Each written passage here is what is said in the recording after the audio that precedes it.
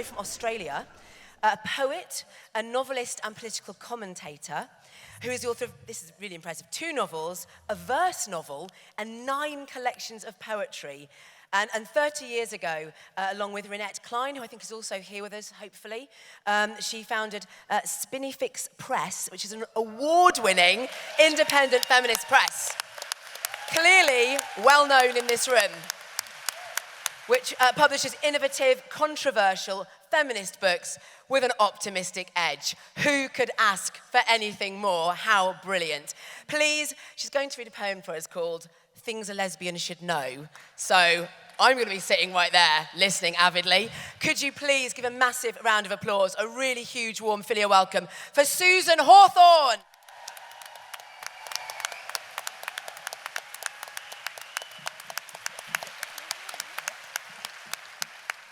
I would like to begin by acknowledging the Jiru people on whose lands I live and work in Australia. I'd also like to acknowledge all the women and the lesbians who have gone before us, some of whom have paid with their lives.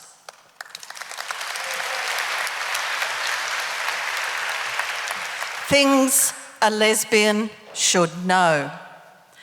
That the lesbian is as old as humanity, and maybe older. How to conjugate the verb to love in any language. The walls of my cell are high, the stones thick. The time I've been here, immeasurable, millennia. I am a political prisoner, and my crimes are made of love. We walked under the cedar trees, outside the walls of the city. We kissed as the new moon set, as if time were going backwards.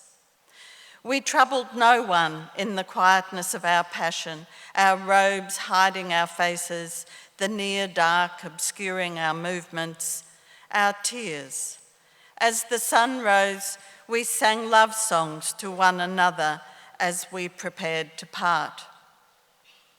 Then they came, the horsemen, wielding lances, tearing at our clothes, hauling us up behind them. We were abducted, raped, beaten, imprisoned. Why? We cried. For your crimes, they said. They would not allow us to speak, neither on our own behalf, nor to question their decisions. And so we languish. No one has begun a campaign to free us. The people say, why should we help them? They are abhorrent, they are vile. Every few centuries, we slip out into the world. They no longer remember we are here. When we escape, we find others. We create circles of passion. We shout our anger in those same streets, near where we were once abducted. Soon the horsemen come again. Each time we are arrested, the weaponry has advanced, vast investment and political will fastened into every notch.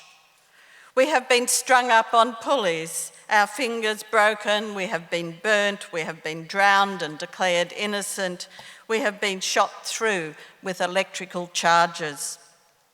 Whipped, stoned, and thrown from buildings, we have been drugged with every known poison.